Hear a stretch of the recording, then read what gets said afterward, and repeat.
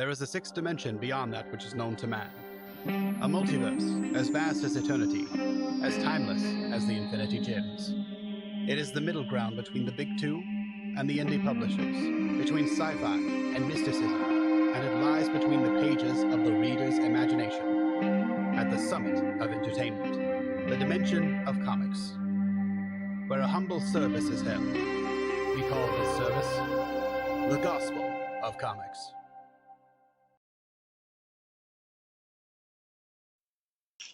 Hello, everybody, and welcome back to the Gospel of Comics. I am your host, the Church of Failure, and with me, as always, my trusty co-host, Ayrton McCartney. How you doing today, buddy? I'm doing good. Oh well, we don't care because we have a guest in the we have a guest in the virtual studio, so nobody cares how you're doing today. With us in the virtual. Why did you ask? To be an asshole. I care. And to be an asshole and let our guest be the good guy. See, I'm a gracious host, Ayrton. Unlike you. Damascus. I didn't even make a sarcastic comment yet. Damascus from the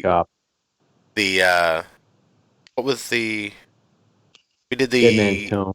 We did. Are you a recurring member of the Dead Man's Tome? Pretty much, yeah. Okay. I pretty much right.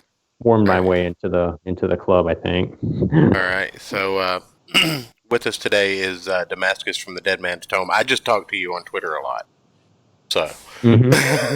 Right. That's right. But after several reschedulings, we finally got you back on the show. I really look forward to it. I really enjoyed talking comics with you last time, so I figured I'd throw a random topic at you today and see how you liked it. All right, let's go. So I enjoyed that. Today we are looking at Ed Brubaker's Criminal. Mm-hmm. The reason we are doing that is because we want to start showcasing about once a month, or every month, we want to start showcasing an individual creator. Just to get through some of their better stories. A couple of them that I've picked, I'm going to force Ayrton to go out and find a couple. And about one show a week, we'll showcase a run or a one-shot or a mini-series or something that they've done just to kind of catalog their work and show why they're worth the salt of picking up stuff that you see when they're created by them. Right. You know, just in our humble opinions. Or why it's not even. We have mentioned that we're going to put up some monetization options where people can suggest what we review and what we look at. And at that rate, I think we'll probably end up with a lot of certain creators' works that nobody liked, but they want to make us read because they hate us. Get all the pretentious stuff thrown at you. Right. I'm just waiting for somebody to suggest like the AOC comic, or I saw Bernie. I think it was the Bernie comic that came out this past week. You I realize want to buy it just to burn it on principle. You realize I have the Obama, Romney, and Hillary Clinton comics, right? I'm not surprised.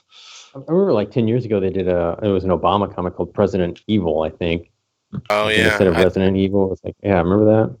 Yeah, I do remember that. And then I also remembered they put out a Trump comic book, and it was very explicit and very anti-Trump, just blatantly on the surface, just anti-Trump. And then they put out a pro-Trump comic book as well. And both of them we stopped ordering because we were like, where do we put these without pissing anybody off? No kidding. You know, no matter which one we put out, we're going to make somebody that comes in here a lot mad.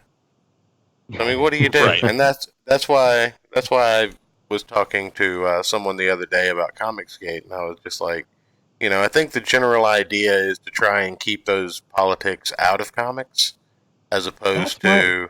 That's what I keep. My position is. You know, I go to comics to get away from that stuff. Right. whenever they politicize something like that, anybody, either side, it doesn't matter to me. It's just whenever either side starts raising the flag, I'm like, man, come on, guys. Right. My retreat. No joke. But this month, to be our first month, we went with kind of a softball, if you will. Ed Brubaker, Mhm. Very prolific author, has written for both Marvel and DC, has several independent works, is Mhm. in the midst of a very long ongoing series called Criminal that That's right. he has done with Sean Phillips, and I think, what did you say the colorist name was? Val Staples. Yeah. Val Staples was the colorist on Criminal Volume 1, at least. I don't know if they stayed throughout the rest of the series, but that's the volume we'll be looking at tonight. Criminal's been going on for at least 7 volumes by now. I'm reading the ongoing series that's still coming out from Image right now, so you can jump into Criminal on one of the newer volumes as it stands, Yeah, because because I don't think it's it started at Icon, I think, didn't it? right, Marvel's which was Icon imprint. the creator-owned Icon imprint at Marvel. See, you're Which they already picking up. created. We were going to bring that up. We actually had talked about that before the show. You and I hadn't, but Yeah, Ayrton and I had. I think they Yeah, thanks created for Icon jumping the gun there. specifically. I think they created Icon specifically so the image would never like repeat itself. That was always my take on that. Was it Well, like my unpopular opinion for the night is I kind of see Comicsgate as a new version of Image, just maybe done a little better. Mhm. Yeah. Because instead of organizing under one banner, I mean, you're still organizing under the banner of Comicsgate or Indie Comics or Team Comics or whatever you want to call it. Mm-hmm. Right. Because the point's been made by Ethan Van Sciver. Peter Simeti is not quote unquote Comicsgate, but Peter Simeti is Comicsgate. You know what I mean? Like he I think is probably one of the founding fathers of the idea that we deserve better comics. He just did it a different way. He didn't use crowdfunding in the way that a lot of the creators are now. He's more of a I'll just make my own with blackjack and hookers kind of guy. Oh, you don't want to publish my books? Fine, I'll publish them myself with blackjack and hookers. Oh, you don't want to distribute my books on time? Fine, I'll do it myself with blackjack and hookers. He's very much the Bender of the comics movement, in my opinion. He's going to do it himself. You can't stop him. He's a machine. By the way, Alternaween completed this week, and it passed $9,000. Over 9,000. So that'll put over 10,000 new comic books in the hands of people who may have never read a comic book before in their life. That donates. That is awesome. I believe 400 or 500 comic books to a children's clinic. That is great. Peter's area. I know that I personally backed it to donate some comics to a children's hospital in my area because we don't get trick-or-treaters anymore. But I think that Alternaween is something that's good, and I think that a lot of these indie creators, and this is just the church's opinion. If you don't like it, if you think I'm wrong, just tell me down in the comments or argue with me on Twitter. I don't care. Yeah. Right. I think a lot of indie creators. He might call you a word that starts with C. I might, but I'll still be your friend, and I won't block you.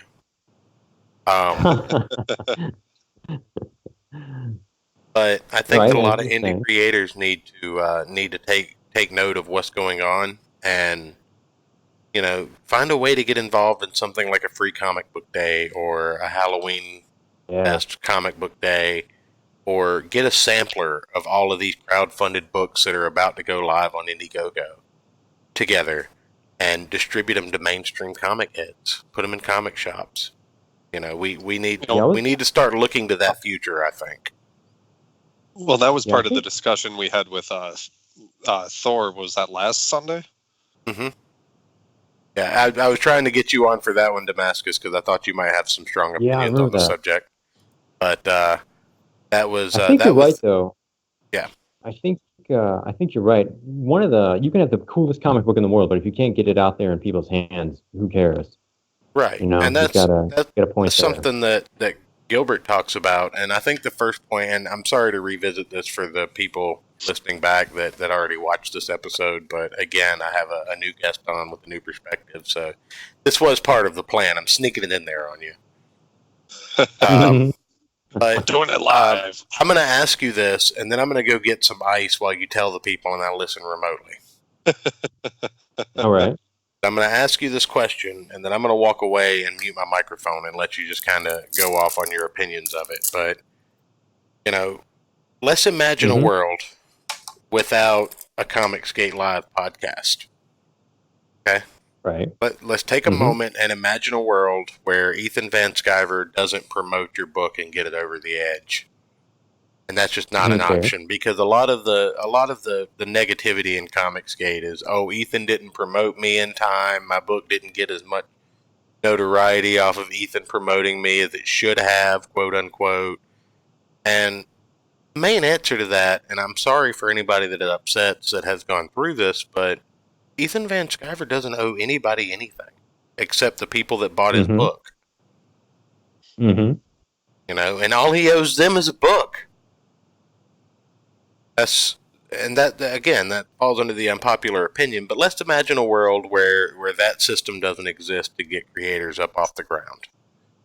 So what do you look at in Comicsgate and see as good, bad, indifferent? What would you change? What would you keep going? What's being done right? What's being done wrong? Just free for all on CG as a marketing ploy. What have you seen in campaigns that you thought would be good? What have you seen in campaigns that you didn't like? One thing that I mentioned, like for an example, we had Knuckle Slipper Studios on, Jason, I believe the guy's name was, and he's got all of his content done before the crowdfund launched, and he launched it with a flexible goal so that everybody that bought his book, regardless of whether he met his goal, would get their books. He already got them. He's just going to ship them out. And whatever money's left over goes to his next crowdfund idea. I appreciated that, and it's heartbreaking that campaign, Tales from Nerosville on Indiegogo, we may pull it up at the end of the show. I think we might go just a little bit longer tonight because tomorrow's Labor Day, if everybody's up for it. If you have to dip out at any time, just let us know.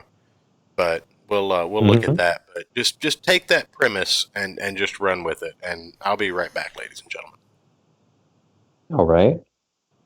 Personally, I think that there does need to be diversity in comics in the characters and in also the type of creators that are out there, because I think right now there's a kind of a true stereotype that all comic creators and comic fans are, I guess, white males.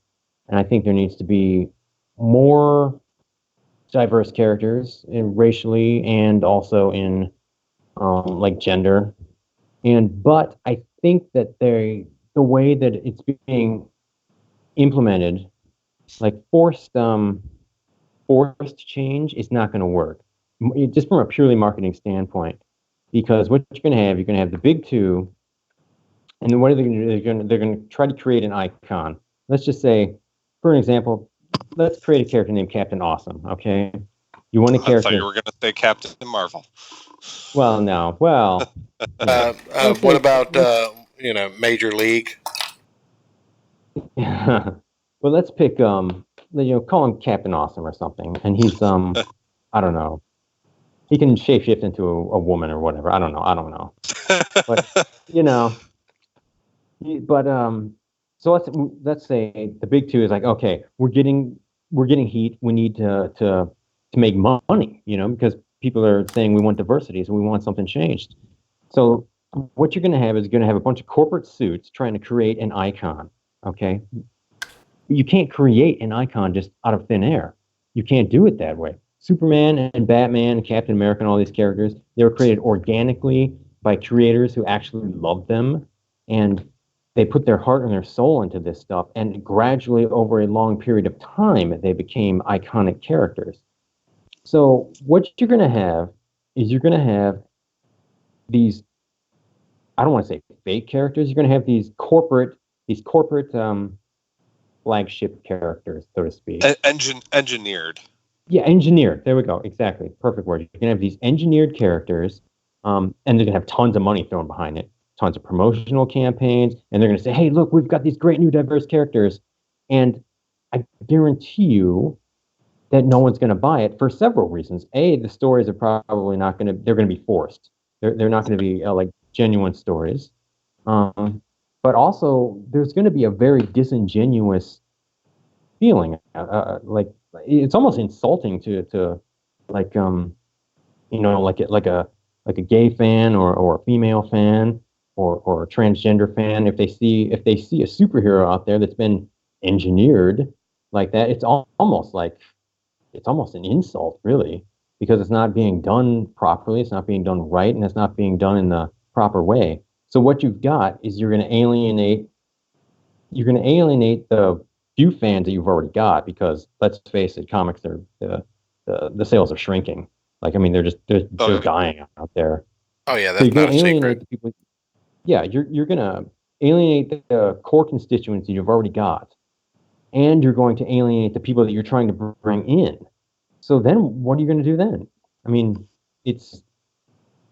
I think the answer is to actually find creators who have and create original creations.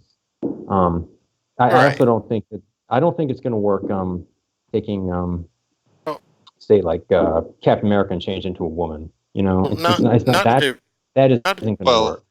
not to derail I you. wanted to take that. Go ahead, Eric. Oh, I wanted to take your point about that being insulting a step further. I also think it's kind of insulting. Like, why can't like why can't a gay person, look up and, connect with a straight character? Like, why does it care? Yeah. Like, why does it matter, like, where Captain America likes to stick his dick?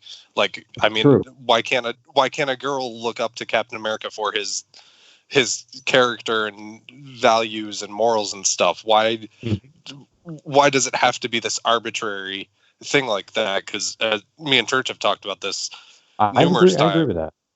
My first Green Lantern was John Stewart. He was a black man. And my first Captain Marvel was Monica Rambeau. My first Iron Man was Rhodey. Yeah. And you can look at Spawn for that. You can look at Spawn for that too. I mean, that was Spawn was an African cast was black. Yeah.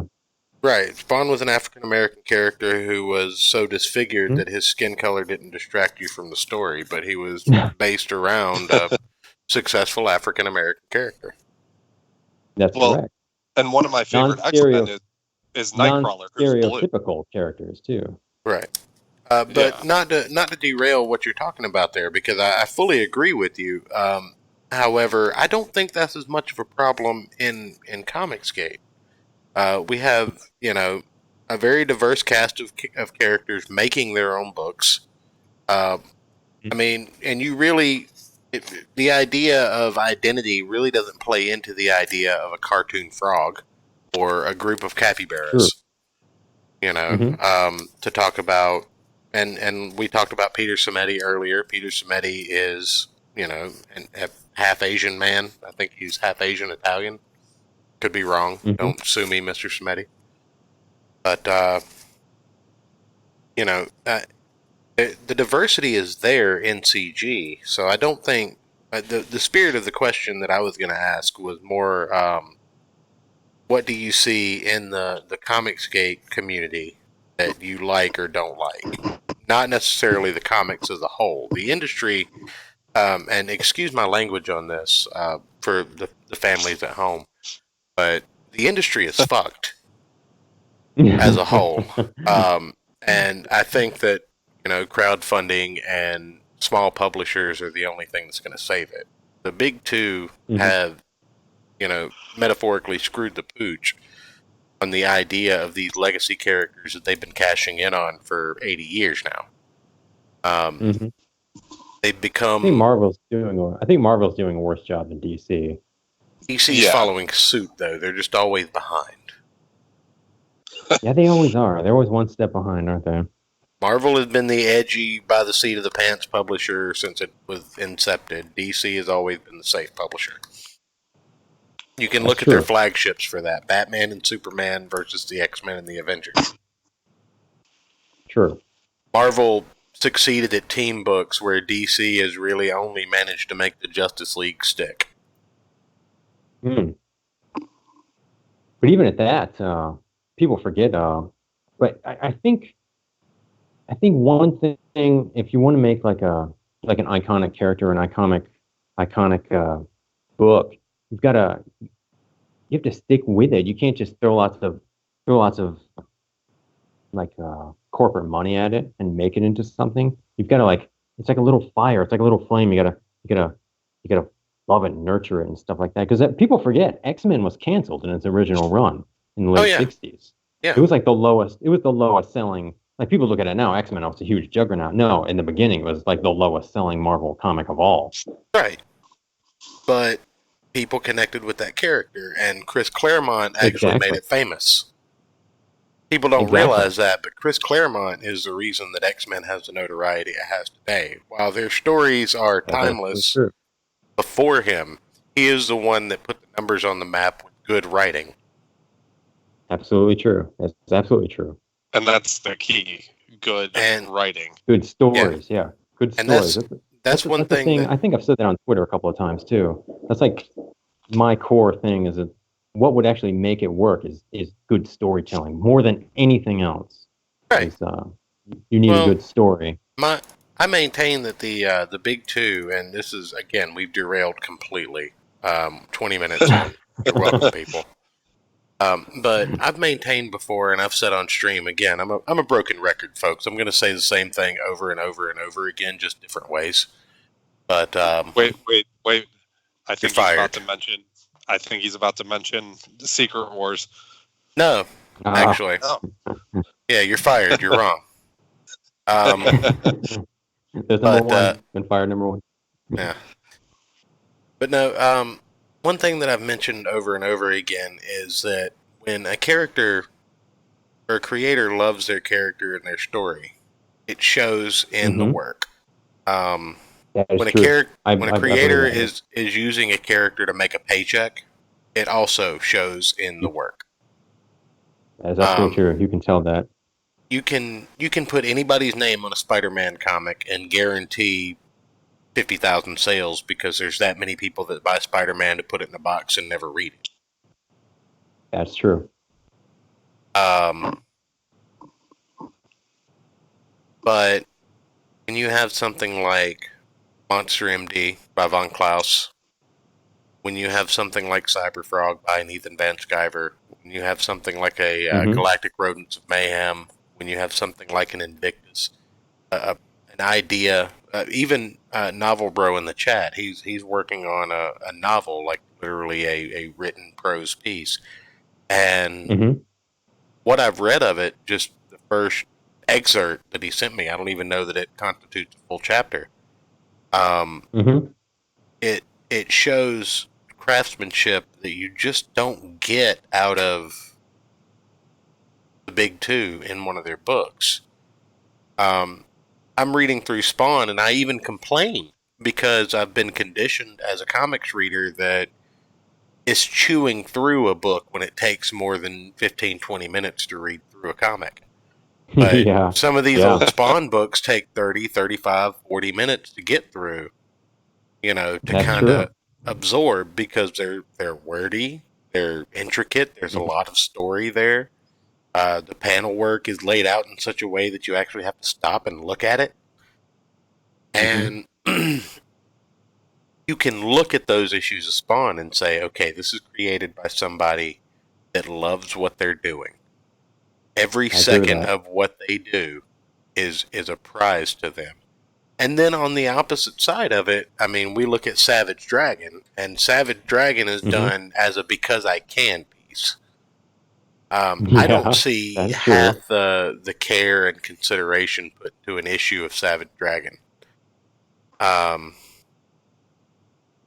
do a Spawn. You know what I mean? I do. I actually agree with that. Savage Dragon is inevitably and eternally a lost leader at Image Comics. It doesn't sell. A lot of comic stores around here just don't buy it, and it just not good. And this is from somebody who loves the medium and wants to find something good to say about every comic book I read. The story wasn't that great, but the art was okay. Savage Dragon is inconsistent. It's questionable in its content. It doesn't, drive a reader to want to buy the next issue. It doesn't hook a reader. It tries to be too many different things. It's a because I can project. But I had a letter published in Fanatics once. In what? In the Savage Dragon, the letters column was called Fanatics.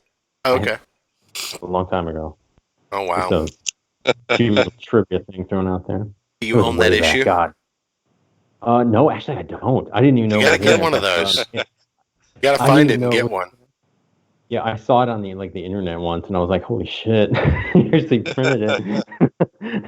Yeah, you gotta find that and buy it. Go get Eric Larson. 2012, something like that. I don't even know. I'll have to look it up tomorrow. See what issue it's in and tell you guys. Yeah, but there's actually get a copy of it signed by Eric Larson or something. Make him sign your letter. But like just over the letter, like not the cover of the book. Right. That's funny. Oh my god. But the thing that makes I agree with you. And it doesn't matter, when you care about a character and you create a book like that, it doesn't matter, and I don't mean to cut you off, but it doesn't matter what, race, color, creed you are. There are white kids that grew up reading Black Panther and, Power Man and Iron Fist. None of those characters were white. That's right. There are white kids that grew up reading Blade. So you're telling me that it doesn't exist on the opposite end of the spectrum? You're telling me that before Miles Morales, there were never any non-white children that liked Spider-Man? I'm calling bullshit. So, while diversity, I think, is important, I think that storytelling and compassion and love in these characters is more important than anything else. And I think that that's something that we get out of Comicsgate in spades that will, carry over into whatever this becomes. Because it's not going to be Comicsgate forever. Yeah. The hashtag will die out, but the ideas will be there. I agree with that, and I was trying to touch on that by saying that you can't create it by like committee, and you can't engineer it. It has to be a natural, organic thing. It has to be, as you say, it has to be good storytelling first and foremost. I think that's I think a lot of people are missing that. Actually, they're buying into the hype. They're buying into they're getting angry. They're getting worked up over stuff, and I think they're missing that. That's the core thing. Remember in the 90s when there was the big speculator bust. They were selling millions of copies of everything. Oh, yeah. And everything just kind of bottomed out.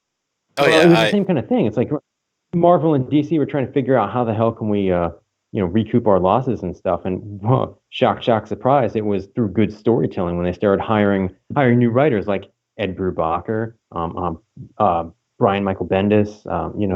They got Kevin Smith to do Daredevil. They launched Marvel Knights, that kind of thing. They figured out, hey, Marvel Knights was forget so all good. Hey, forget all this chromium cover crap. That stuff. That's not good storytelling. That was hype. And you have to get back to the essentials of good storytelling, and that's what pulled the comics industry out of the pit.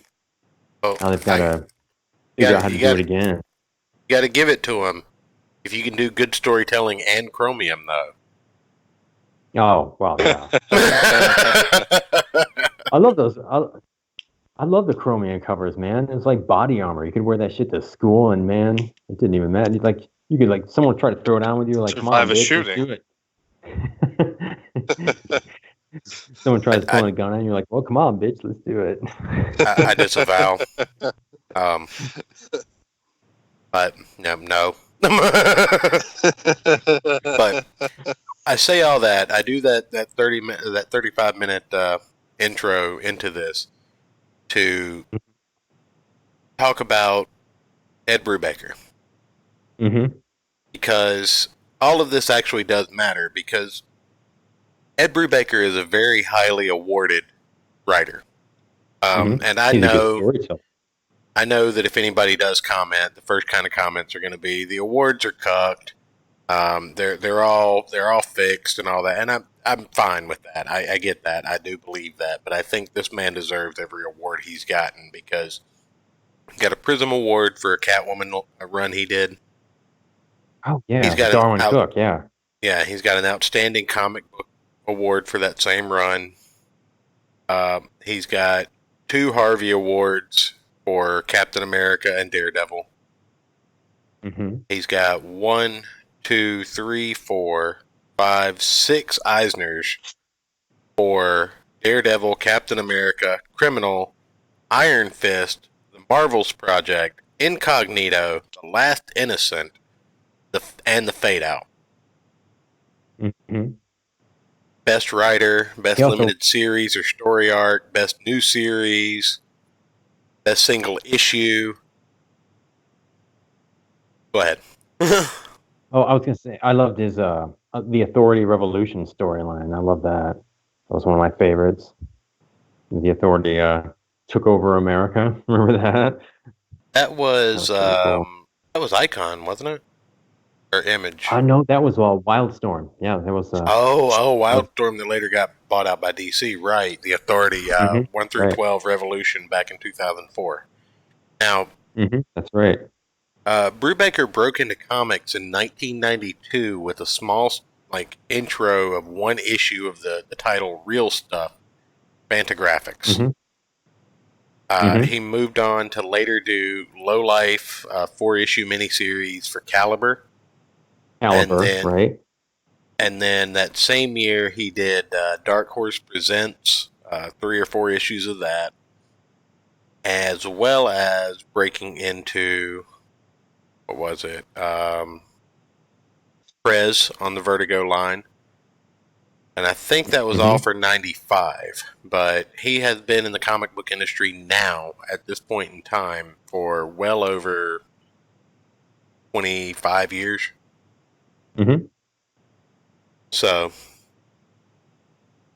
he kind of fell into a niche of his preferred writing style early 2000s, where he started doing a lot of crime noir books. Yeah, that's what he excels at, I think. You know, that's why he appears on a lot of Batman titles in DC, some Catwoman titles, some Detective Comics stuff. He did most of the Gotham Central run for 2003 to 2005. He shared some of those writer credits with Greg Rucka. He's worked with artists like Sean Phillips pretty much consistently for, is it now, about a decade? Yeah, on Criminal. I think probably more than a decade now. Well, they did The Criminal, they did The Fade Out, they did Kill or Be Killed together. I feel like they've done something else that I'm just not thinking of right now. Oh, right. Velvet and Fatale. Fatale. Yeah. That was a good comic. So, a lot of the feel for Ed Brubaker is very like dime novel, pulp, crime noir, old school PI detective stories, Law and Order type books that you would expect to read in the 30s or 40s. But even the Captain America stuff is like you mentioned earlier, is like spy. It's almost like old school spy stuff, which is like old school espionage stuff and whatnot. Yeah. Because he's well known in Marvel for, and I didn't get to that. Thank you for bringing that up. For his Captain America runs and his Daredevil runs. Captain America, he's responsible for stuff like The Winter Soldier, as well as Civil War. Right. So the assassination of Captain America. Yeah, the death of Captain America, the burden of dreams, the man who Mm-hmm. bought America, the man with no face. Uh, the Winter Soldier, the Red Menace, Civil War. I mean, Mm-hmm. that's just his Captain America stuff. He did Captain America with Bucky, Who Will Wield the Shield. Oh yeah. He was involved in Fear Itself, Daredevil Inside and Out, Hell to Pay, Lady Bullseye, and he was even collected in an omnibus form twice for his Daredevil run because he did, over almost 50 issues Mm-hmm. just of Daredevil Volume 2, as well as coming back to do number 500 and the annual. Mm-hmm. So we have a lot to look at this month. By no means are we going to look at it all. I think my favorite thing of his was I love his Captain America stuff because I've got a soft spot for Captain America. He's probably one of my favorite Marvel characters, but he just did it so well because that's one of those characters. Captain America is one of those characters that if you write him wrong, it just totally throws the whole thing off. And Oh, like I've if you always write him saying "Hail Hydra" and being a Hydra plant, yeah, exactly. Yeah, that's huh? Be a I don't shame if think that ever Captain happened in actual mainstream Marvel and not just fan fictions. Wait, it's like Captain America is like to me like a very optimistic character, and if you try to write him dark and gritty and grim, which I've seen before, is doesn't tend to work out very well. Right. He tends to be very. It's Superman's the same way. Like you try to make well, Superman like dark and grim and gritty, it's not going to work. Yeah, it's almost like they I would think have known that I think before they made the movies. I think Yeah. injustice begs to differ. I think you can do it correctly Hmm. Hmm. on that. Superman, you can see because, and I hate to kind of tout Mark Wade's writing, but in the Hmm. spirit of celebrating the medium and not perpetuating the drama, you have to admit that Mark Wade is a talented writer when he wants to be. I will Unless say And DC Mark won Wade. a million. Mark Wade is the one responsible for me liking Captain America because I loved his run on with Ron Garney back in '95 after he took over from back when he was a little baby in comics, yeah, not a that was giant man I remember baby that thought he was important. picking up one of those. It was like remember Mark Grunwald's storyline? It had Captain America's super soldier serum like thin out, and he was like wearing like body armor and shit. And then like Mark Wade Kuhn is like, no, screw all that. And he had the storyline where Sharon Carter came back, and he had to team up with the Red Skull to like the Red Skull saved him by giving him like a blood transfusion, if I remember correctly. But okay, I'm getting Mark off point here. Was Mark Wade responsible for the Captain America as a werewolf thing? No, that was Grunwald. Oh, Capwolf? Oh, Capwolf. Oh, God. No, I think that was Mark Oh, Grunwald come on. also. What's wrong? What's wrong with Catwolf? I'm a little offended that I never got a Frankencastle Capwolf crossover.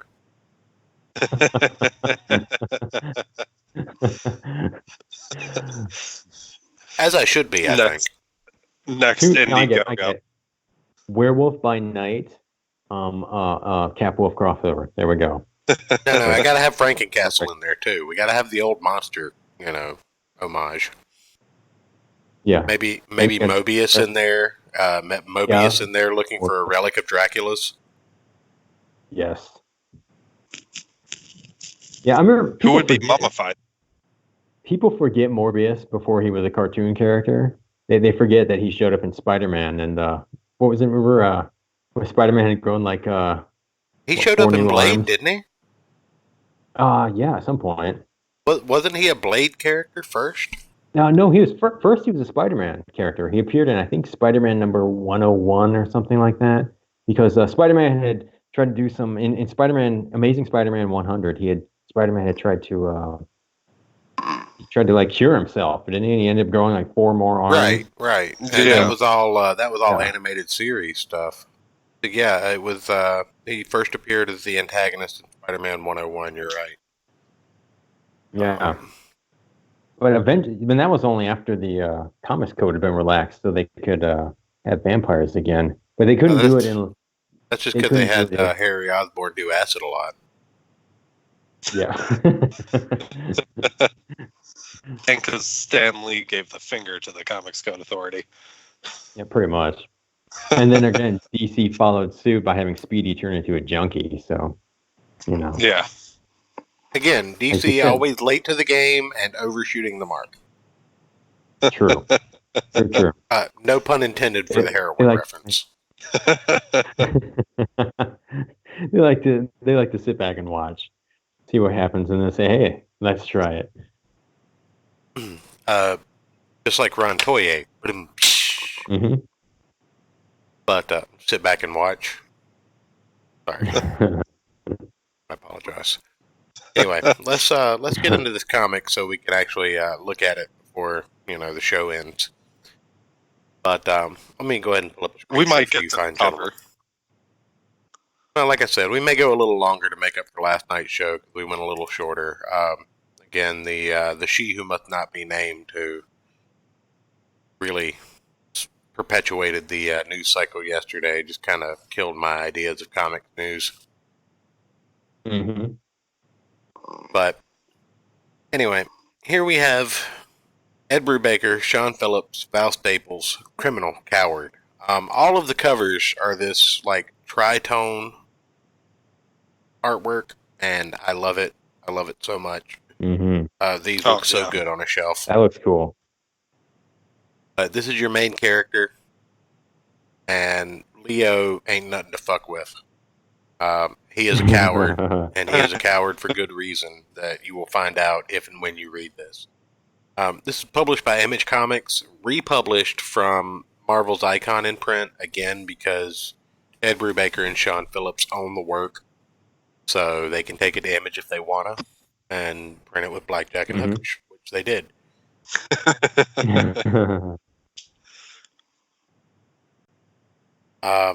This is just the first page. We're going to be using that reference a lot from now on.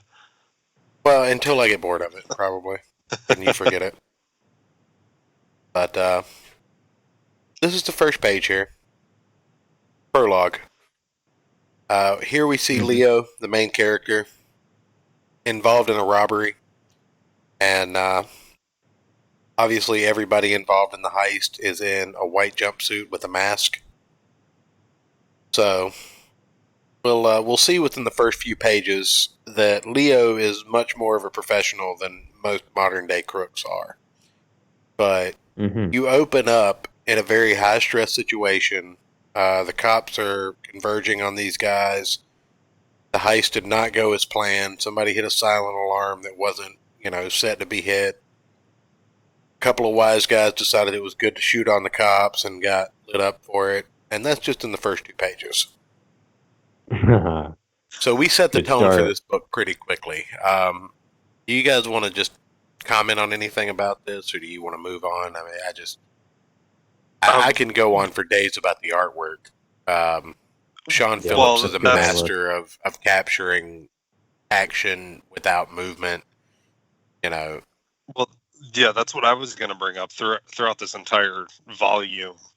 Just the blood splatters are just so vibrant in your face and just really, really hit home as to what's going on. That always catches my attention, I'll tell you that. Well, it's definitely a palette choice thing. Like, you can look at these panels from these first 2 pages and see a clear palette choice so that the blue lights from the police car, the flash of the gunfire, and the blood draw your attention to them. Mm-hmm. Oh, yeah. You don't see a lot of hatch work in this artwork. You do see some for detail lines and whatnot, but you use a lot of hard blacks and contours. But really the coloring and the lighting that is applied to this gives it so much more vibrancy. Oh, yeah. I mean, you really got to give credit to the colorist. That's why I asked about the colorist first off. Yeah. The idea that they captured that I know how to do it in Illustrator and Photoshop, but the idea that they captured that on a printed page is, just it's beyond anything that could have been done in the 80s, and it makes you wonder. Oh It yeah. makes the greats back then even greater because they had to operate on a handicap, so to speak. Yeah. Yeah, that's true. That is true. But yeah, I also love any story that starts out with action instead of lots and lots of talking. Right. You have to love that. Just dive right in. Open up. You know you've got a good comic when you open it up and it's just like bam, you're in it. Let's go. Instead Right. of some some alternative comics. Open them up and it's like 10 pages of guys standing around talking. It's like a Moping. Star Wars prequel. Yeah. Well, Ooh. again, this is the second 2 pages. This is page 3 and 4, and you see the death of one of Leo's partners in this heist, and Leo escaping by shedding his outfit and having the courier's outfit underneath, like waiting in the background, and he literally like sticks by the crime scene and watches the cop look for him. So we immediately get a sense of how this guy's a professional. Now, I'm only going to be able to show one more page, so I'm going to have to find one that kind of encapsulates everything. But, immediately this story opens up and grabs your attention. Ayrton just read this for the first time today, so why don't you kind of give us your idea of what you thought about it? Oh yeah. Well, one of the biggest things I noticed, besides the just throwing you straight into what's going on, is the clever use of narration. Sometimes narration can be, as we say, you have to chew through it. It's kind of like draws on a little bit too much. But the way the narration is written in this was super easy to follow and really gave you a sense of kind of Leo's headspace and his thought process through everything that's happening throughout this entire story. And that was one of the things that I really noticed reading through this initially. Yeah, it's beautiful coloring in that. Oh yeah. Besides the art's fantastic with the use of shadows and lighting, as we mentioned, and stuff. But I don't know, something about the narration. I really, really like that. Here's a sort of off topic. I guess it's on that same topic, but what do you guys prefer, narration bubble, or thought balloons, or like narration boxes? Like I know that was a big debate a few years ago. I like the narration boxes, but that's because I grew up reading a lot of Wolverine comics, which like half of like the first comic is him like wandering through a jungle, yeah, and him narrating his thoughts through it. So it's kind of something I grew up with. So I always like when it's done, as long as it's done well, like it is here, instead of just a giant text box of like a paragraph you have to read. Right. But if it's done well, I like the narration boxes better personally, because then you can kind of get them out of the way of the artwork and stuff like that. I always like the narration boxes better myself. I have a 2-part answer. In a comic with a lot of text boxes, or speech bubbles rather, I like narration boxes. However, in a comic like I can't remember the name of it, but it's so much fun. The little dinosaur comic with no speech. You know what I'm talking about? I think so. I can't remember what it's called. There are comic books out. There are comic books out there with no speech balloons, and it's all just sequential art with the occasional, thought box. I would prefer those thought boxes to be thought balloons. Mm-hmm. That makes That makes sense. sense. I don't That like does make when sense. the thought balloons and the speech boxes get confused with one another. Mm-hmm. It's better to separate them between square and circular at that point, to me at least. Mm-hmm. But in a book Yeah. with no speech balloons, I think it's better to attribute the thought to the characters so that you can do it when multiple characters are on panel. Mm-hmm. Yeah, I agree with that. Yeah, that's fair. I do like the use of color in some, where they color code the boxes. Yeah, I've seen DC that in before. the 80s and 90s was pretty notorious for that. They would give you a background and Yeah. a border color for Mhm. different characters. You know, Yeah. Batman would be like gray and yellow, and Superman would be blue and red or blue and white. Yeah, I remember that. Was it not Infinite Crisis? Identity Crisis was really. It was actually judged for that a little bit, I think, because Mm-hmm. Wonder Yeah, Woman, I who remember should have that. obviously been like gold and red, was pink for whatever reason, Mhm. pink and purple or something. What did you guys 'Cause think of Identity Crisis anyway? I I think the personally thought story that was was pretty good. I thought it was fantastic myself. But I remember when that came out, man, that caused a whole bunch of shit when that came out. As people were saying it was too dark and too like it like turned like made the characters too serious and stuff like that, and like they Was made that Dr. Light from like Was that before or after Dark Knight Returns? oh, it was way after. Identity Crisis was like 2004. But people, I remember when it came out, people just went like shit over that because they were saying like they turned Dr. Light into like a rapist and a murderer and all sorts of stuff, and they're like, This is the same company uh, that had Wonder Woman cut Maxwell Lord's head off. yeah, oh yeah, at about the same time, I think, because that was in the lead up to Infinite Crisis, if I remember correctly. Marvel Comics had. I remember in the mid '90s, Marvel Comics had Wolverine like track down a mutant that killed people in his proximity and share a beer with him before he murdered him. Yeah, I mean, it was fully implied that Wolverine was sent to murder this child mutant. I remember that. Was it murder or euthanasia? Because he kind of explained to the kid what he was about to do, and the kid was And like, he gave him a beer. Yeah, and he gave him a beer. Yeah. Is that the difference between... Should I...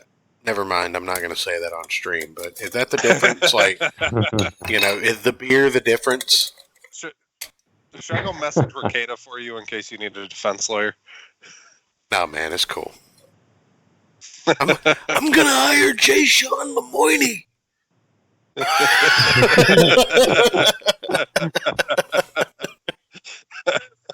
He knows where all the con sluts are.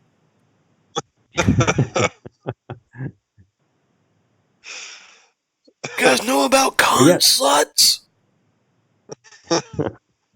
Anyway, sorry. Just to kind of strip back into the story real quick. You know, these characters on panel now, this is Seymour and Officer Jeff is what we'll call him. Officer Jeff is insignificant, and I think that's my one criticism of this book. He could very easily just be Seymour. Yeah. You know, in the storytelling of this book, these two characters are created to play off of one another. However, I personally think it would be more interesting if Jeff's predicament were put on Seymour, and Seymour having a history with Leo was explored a little more, as opposed to wasting panel space on this fairly insignificant character. Now, he carries on to the very end, but his role is just as easily filled in by one of a dozen other people in the book. Yeah, I could see that. That's a very light criticism on my part. I mean, I get why they had him there. It probably made the story easier to tell, and I don't remember how Seymour impacts the future volumes. I don't know that he comes up that often. But, Right. you know, it does leave Seymour open to be a more mysterious character in the future, and it shows by the end of this volume, spoiler alert, Jeff gonna die. And can we just point out real quick? Yeah. What gangster thug lights his cigarette with a match? No shit, man. Shouldn't he have like a gold Zippo? No, man. No, Zippos get stolen, especially when you hang around a bunch of hood people. You should like El Mariachi. I grew up poor. I know about Austin. Zippos because I thought I was cool, but they just kept getting stolen when I'd put them down on the table with my cigarettes. My cigarettes would be there, but not my Zippo. That's why I always put my Zippo back in my pocket as soon as I'm done using it instead of on the table. Yeah, but I hate stuff in my pockets. I used to put mine in my shirt pocket. No, because I only use Zippos. But oh yeah, no, I switched to Bics after like the third or fourth Zippo went missing. I realized that I was in the middle of a lighter war, and I switched to Bics and started stealing other people's Bics as well. So your lighter is not safe around me. Anyway, good to know. I'll keep that in mind. These two characters, Seymour and Jeff, on the left-hand side of the panel here, they are cops, and they have enticed Leo to enter into a diamond heist and sent one of Leo's former acquaintances who was gunned down in that opening scene. Female, wife, girlfriend, squeeze. I don't know that it's ever actually explained her relation to this person other than baby mama. But keeping it hood here, because that's another small criticism that I have is Brubaker cannot write hood speak. Royalty. It almost sounds like Royale with cheese from Pulp Fiction. Terrible gangster name. Gangster dude is using a pink razor. Secondly, like, what the hell? He would have a black razor. And he would break it in half after that phone call and just get another one because that's you're a pimp. I do like that he has the Suge Knight rings on. That's pretty fantastic. You know, I miss those razor phones. What now? Those razor phones, those were the best. They were nice and thin, like they sat in your pocket well. Yeah. Go ahead, Damascus. I always thought Brian Azzarello wrote really good hood speak in like 100 Bullets and stuff like that. That was pretty good. I'm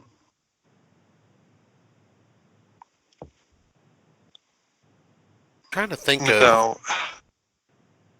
Go ahead. I'm trying to think of someone that actually wrote good. Why don't they just find a black person and have them translated into hood speak? That's racist, okay? No, that's not only black people are in the hood. Well, like if I was trying to write a character like that, I would. You would go find one. You would go find a drug kingpin in Harlem and have him write for you. No, is that what you would do? I would call up my black friend and be like, "Hey, I need you to translate this into hood speak for me." And he'd be like, "All right, man, I got you. Send it over." And he would do it. It's confirmed Ayrton only has the one black friend.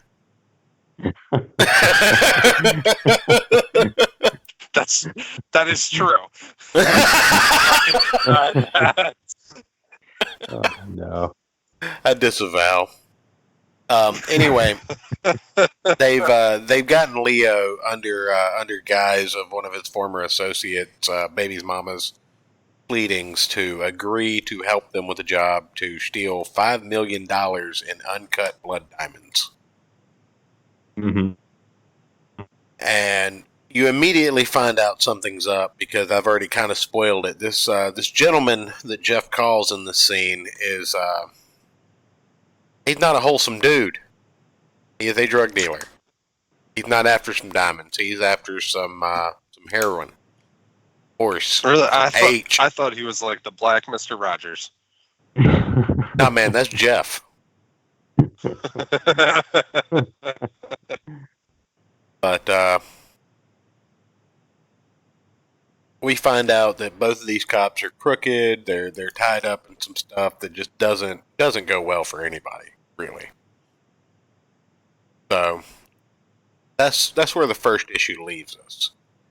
Now, one thing that I can say about this book is that in the trade paperback form, and you're a comic creator, Damascus. Yes. As a creator, does it matter to you whether someone reading your work would rather read it in a singular issue or a trade format? Me personally, I don't really think so. It doesn't matter to me. I think it matters more in the respect of how it's marketed, because you have to write it differently. You know, you have to, like single issues, you want that cliffhanger in there, so they come back for the next one. But if someone's just going to read it in a trade paperback format, you know, I actually read more of my stuff in a trade format personally than I do in single issues. Most people in our era do, I think. I think most people in our era don't have the time to stop once a month to read 20 minutes just to be, you know, waiting for the next month for another 20 minutes. So I think a lot of people in our generation have become accustomed to spending just $20, getting the whole chunk of the story, reading it, being done with it. And plus, it looks good on the bookshelf.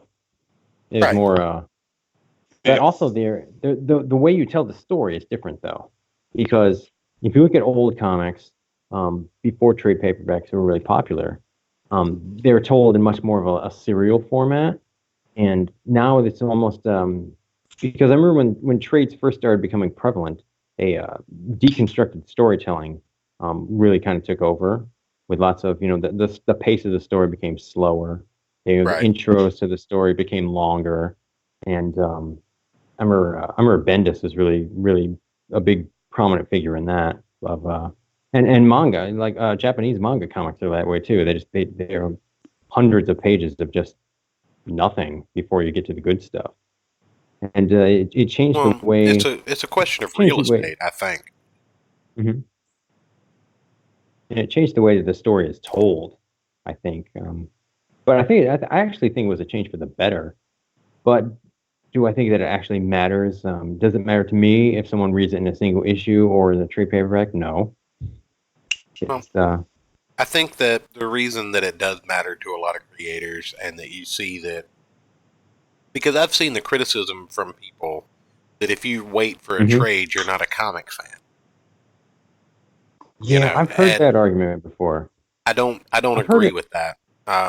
I don't agree with that for the simple fact that back in the day, and if they still created comics like this, I would be more inclined to want to buy single issues. But back in the day, you could buy something that was called a one and done. Oh, absolutely. Yeah. Those are some of the best stories. You know, 80s Fantastic Four was some of the, hell, 60s Fantastic Four. Let me rephrase that. Yeah. Jack Kirby, Stan Lee, if you can get your hands on some of those compendiums of their early stuff, because the single issues are just outrageous, but, you know, you would pick up an issue and it would be a full complete issue. Story in like... Yeah, in 30-something pages. Yeah. I remember the so-called Galactus trilogy went over 3 issues, and that was like huge. That was huge. Like huge. Yeah. I mean, the first was like enormous. Yeah, the first major crossover took place in an annual. Because it was the wedding of the Richards. Yeah, nowadays that same if you did the Galactus trilogy nowadays, that'd be like a 12-issue maxi series at least. Bigger than that. it would be like Secret Wars or something. It would just be a huge intercompany crossover with like 400 connective issues. You know, there'd be a huge marketing ploy behind it. Yeah, let's see what Daredevil's up to while the Fantastic Four fights Galactus. Exactly. Let's take a look at Hell's Kitchen. And everybody buying their bread and milk because of the coming Galactus invasion. Yeah, it's like a Crisis on Infinite Earths. Like everything had a red sky in it. Remember that? Yeah. Like every tie-in issue, there's the red sky issues because of hey, what's going on in the other dimensions? Who knows? But actually keeping it go ahead. keeping in line with the crime with Brubaker's crime theme. One of the best old school creators for like a one and done was Will Eisner's The Spirit.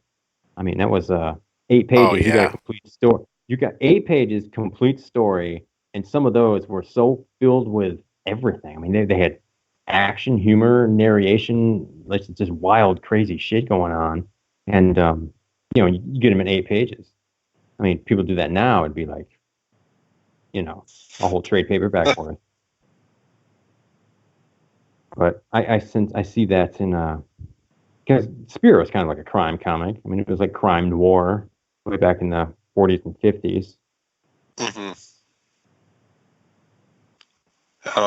I like trades personally, especially for back issues. I don't want to try and find every single issue in a story run. Just sell it to me altogether. Yeah. You know, I don't got time for that. Yeah, I've heard the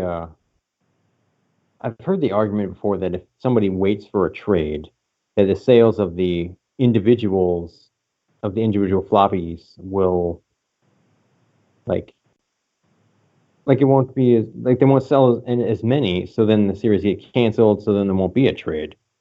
Right. So I've heard that argument. Case in point. Yeah, but they're not selling now anyways. True.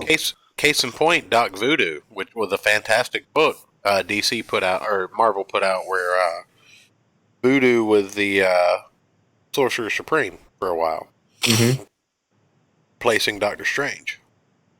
And it just didn't take.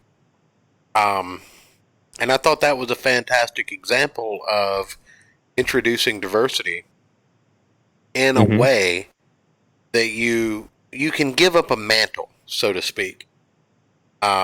Sorcerer Supreme is a mantle. Loki's held it. Doctor Doom's held it. Doctor Strange has held it.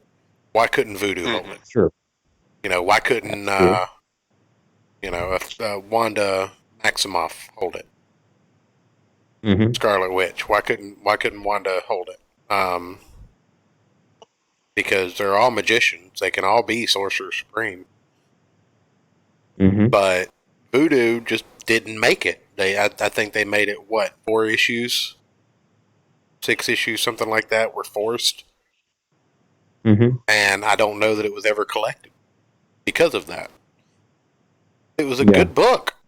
And I feel like it was kind of done the same way as Disney Plus's Swamp Thing series, where before it even aired, it canceled it at 10 issues or 10 episodes instead of 13. Similarly as they did on CBS or NBC, I can't remember which one, ABC, with Kingdom Hospital, Stephen King. Oh, ABC. It was ABC. I remember that. Yeah, they canceled Kingdom Hospital. Yeah. Before the series had even run its course, and it wasn't even something that could have been redeemed for a season 2. Just play the damn episodes. Yeah. To the point that I couldn't even find an English subtitled copy of Kingdom Hospital. The copy that I have has French subtitles. And I'm deaf, so that matters. That's a good way to learn French. Yeah, no shit. Yeah. Hey, so if you're deaf, just real quick, is it really my audio cutting out, or can you just not hear for shit? It's only one ear that I can't really hear out of. Oh. Damn it, I thought I had an out. Not that dumb. I would never give you an out. Anyway, the reason I asked that question is this is one of the few examples of a book that was released sequentially in issues that I think transfers almost seamlessly to a trade format. Yeah, I would agree with that. Because yeah, you're right. Most of them, most people still, I guess a lot of writers still write their individual issues, with like the cliffhanger, with like the monthly schedule in mind. But then when it's collected, it reads doesn't read so smoothly. Right, and you don't even get the previously in page to kind of remind you of all the crap you just saw in the last issue, which sometimes is necessary in some of the big two books. Oh yeah, we were just introduced to 1,800 new mutants. I never thought the concept of X-Men never really floated my boat too well, because I was like, if people were really born mutants in real life, I don't think they'd be persecuted. They would be like, everyone would be like, dude, I want to be a mutant. They'd be like, I want to be like that. I want to like set shit on fire with my eyes. I want to be like, having ice come out of my hands. I'm going to be blowing crap up with my like telepathy and stuff like that. Everybody's like, dude, I want to be a mutant. You don't think society would be afraid of him? Ayrton, did our guest just denounce the X-Men to any degree? He did. I think I'm going to end the show now. Thanks for coming on, guys. I appreciate it.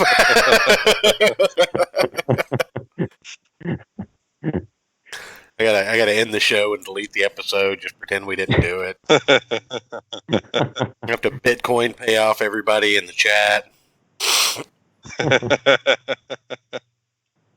But no, for real. No, I like X-Men, and there's been a lot of good stories in it. But I think the core, if it was like, if mutants really existed, do I think people would be scared of them?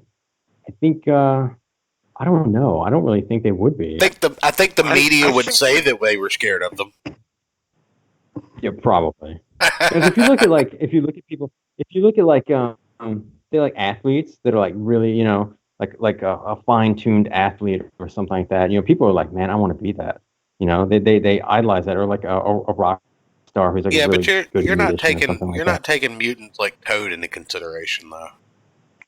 Yeah, or Nightcrawler or Mystique or.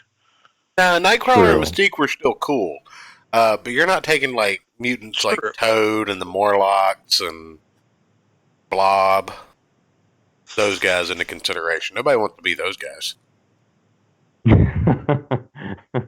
I was thinking from like people being afraid sort of aspect, or even psychic as powerful as Charles Xavier. Like that would freak me out a little bit if there was actually somebody literally reading the minds of every single person on Earth simultaneously. I agree with everything you're saying right now because I can totally understand it. God damn it. But on that same vein, though, I think that the only real criticism I can give to the concept of the X-Men as a whole is that if you actually had mutants with powers that were so far greater than that of normal humans, I think you would have a lot less good-natured mutants. Yeah, that are depicted in the X-Men. I think that you would have Nightcrawler robbing all the banks. Same thing with Kitty Pryde, whoever else. Anybody that could rob the banks would rob the banks. You would have like mutants that could use their power to like clear out nations, being warlords. And I mean, what are you going to do against somebody like Wolverine who just decides to take over a country? Yeah, this is true. The Juggernaut shows up and says, "America's mine now." Okay, we're going to send tanks against him. Oh, he just ran through the tank. Shit. Yeah, but he's not a mutant. In X-Men 2 of the movies, he is. I'm the Juggernaut, bitch. Oh, God, I hate you for quoting that. I'm going to fire you twice tonight. But opening up in... that's a fun line to quote. Opening up in book 2, we have Leo working with Seymour to map out the evidence transport van. And they go through the whole rationale that nobody's going to knock over a transport van because nobody knows what's in it. You see the diversion that he set up just to see how the van reacts under certain situations, and they're obviously plotting out a plan to rob this van of what they think is diamonds, but we know is actually heroin. You know, there's a lot of back and forth in this issue. This is the build-up issue, I feel like, because every issue after this is a little more intense until you get to the very end with climax. And again, because we're doing things a little bit differently, I don't know that we're going to show the last issue. I want you guys to go out and check these comics out if you're interested. I'm not going to give you the whole story, and I want you to actually enjoy it. If you want to do a private conversation about it because you're never going to read it, and you want a quick summary, those are out there. Or you can always DM me, and I'll give you the rundown. But on the show, I want to kind of introduce you to the work and highlight some of the things I liked about it. But here they go through the whole plan of how they're going to knock over this armored car. And it may seem kind of boring, but we're introduced to another character, Donnie. I don't know. I loved it. Oh, I'm talking about just these 2 pages. Okay. We're introduced to Donnie again. He was kind of brought up in the last issue. He's a friend or associate from Leo's past. He's called the Spurg, or not the Spurg, the Spaz. The Spaz.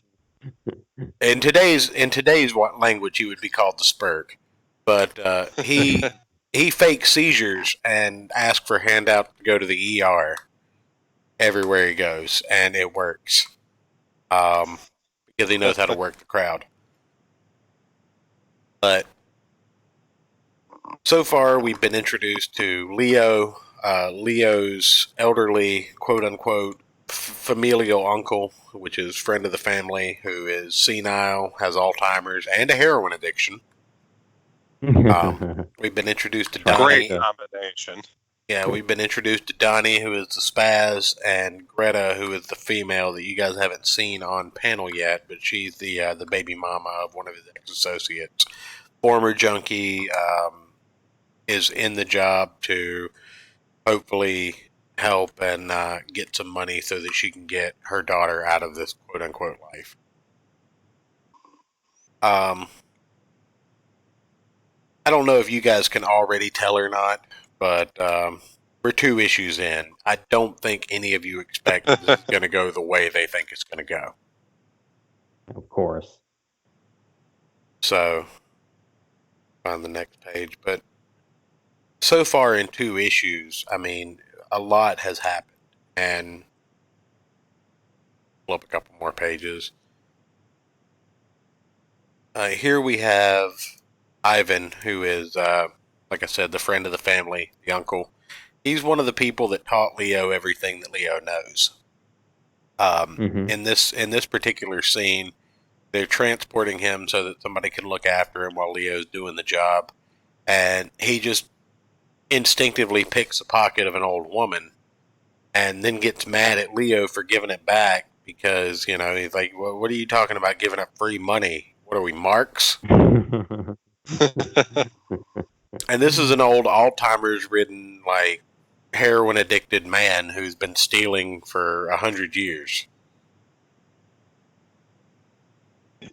Just like the Queen of England. Yeah, well, but again, he's a sympathetic character. You're sympathetic to his plight, even though he's not a good person. You've been introduced to the idea that he sexually harasses his live-in nurses because that's just who he is, and that's kind of brushed off. And you see that he's also a heroin junkie, but because of the Alzheimer's, you can't wean him off of the stuff because he'd have no idea why he was in so much pain. Yeah. Which again is proof of good writing right there, to have sympathy for a kind of kind of a bad character, a persona non gratis, yeah. But you have sympathy for this kid or for this old man, even though you never should, and you have more sympathy for Leo's plight in taking care of this person because he's picking wallets and pulling small-time heists and getting involved in robbing of police transport vehicles to take care of this old guy. Mm-hmm. Like, it just that's what he knows. That's what he does. And obviously, the argument's always out there. Well, get a job. This is his job. This is the career he has. Say what you will of it, but this is what he does for a living. Mm-hmm. Yeah. Which is that's why it's called criminal.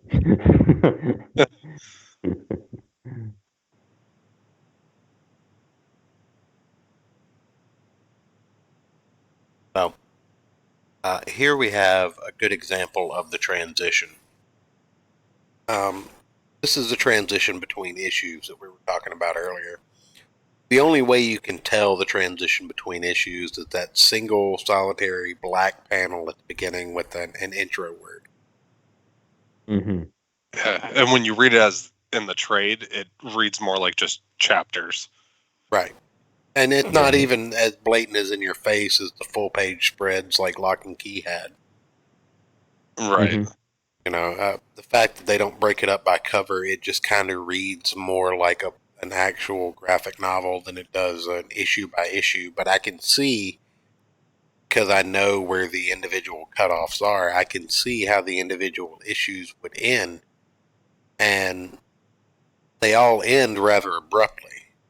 And just kind of cut to the next part of the story. I know because I read Walking Dead in like the collected editions. Yeah. I always they do the same thing that Criminal does. They don't have the covers in between the chapters. It just flows right through. But I can always still tell where one issue ends and where it doesn't, just based on the because Kirkman's writing style, because he still writes it for like the monthly cliffhanger, and they usually end it always on like that full page, shock, Yeah. that. So but I can always tell where he's ended that particular issue, and I've even gone through before, a total nerd. I've actually gone through and say, I wonder if I'm right, and I'll like count the pages, because it'll be like 24 pages or something, 22, 24 pages, whatever. Yeah. And I'll be like, oh, yep, I'm right. I read the entirety of that in one weekend, and it was so good. And hated himself for it after. Well, I hated myself because of the hangover that I had, but not because of the story that I read. The story was great. Mm-hmm.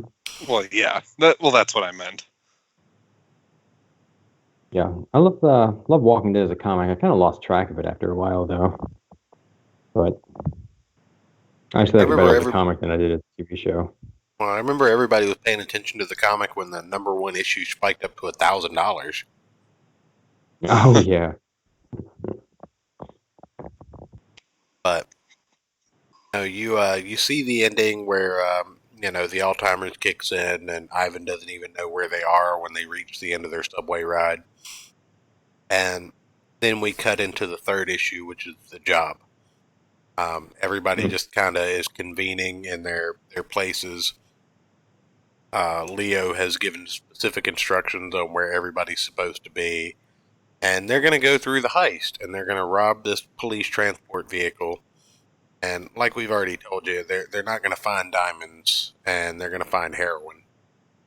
But he's planned this job out to the T, and if everybody had done what they were supposed to do, then everything would have worked out properly. But obviously, that's not an exciting story to tell. So after the, we'll show a couple of pages from that. Basically, his plan is to divert. Probably my favorite part is the heist. Oh, right. That looks cool. Yeah, they divert the police truck to the tunnel that they had previously shown. They use a taser to, disengage both security guards. And then the people that hired them basically betray them and start killing everybody. So we lose Donnie. But the plan is basically Donnie starts having a quote-unquote seizure, and they get the cops to help from the vehicle, and Leo tases them for it. Greta jumps out. They find the suitcase they're looking for, find out it's full of heroin. Donnie dies. Greta gets shot, but doesn't die. Fires returned on a couple of the cops. Cops die, and a a car that was left at the scene by Leo is used as a getaway vehicle with Greta, who's bleeding profusely. And then they discover that the suitcase is full of heroin. And we'll go on to find in... what?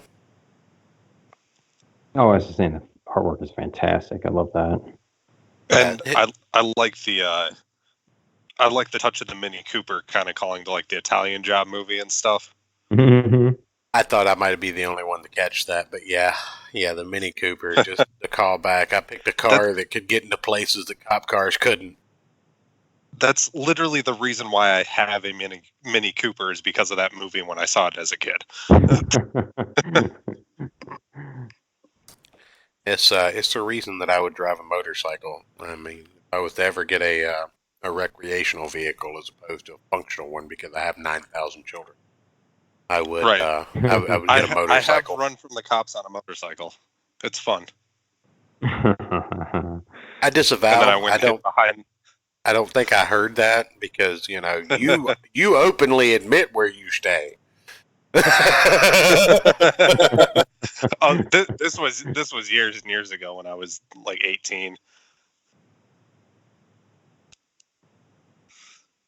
Well, don't stop now. Tell the people. That's what I'm waiting for. Come on. Oh, Here's the good stuff.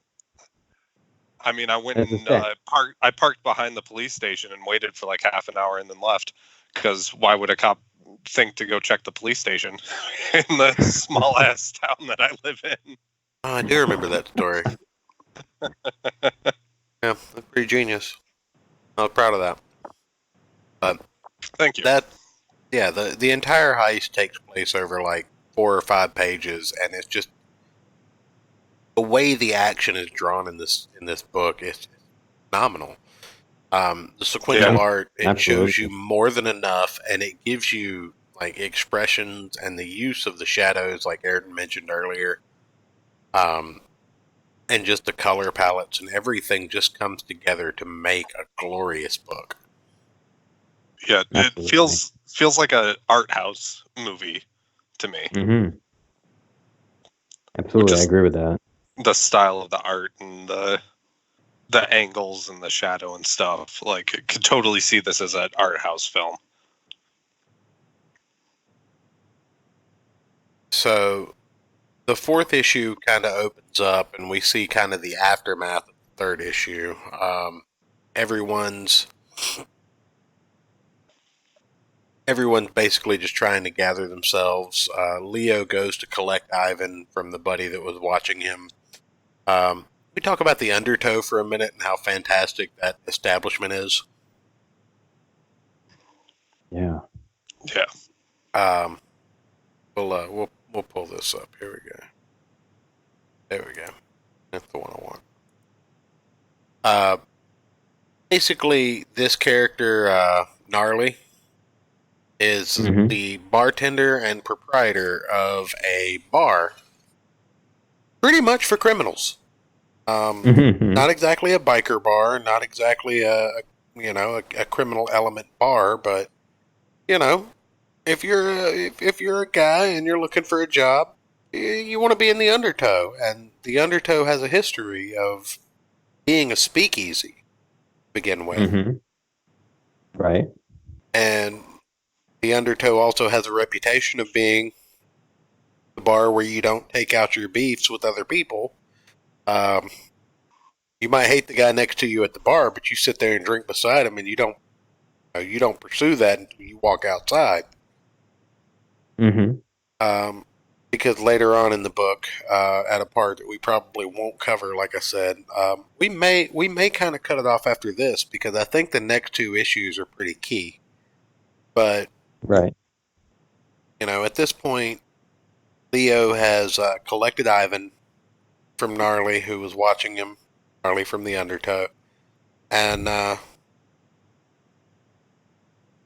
they take him back to this hideout that he has outside the city limits, where a farmhouse that was in his mother's name.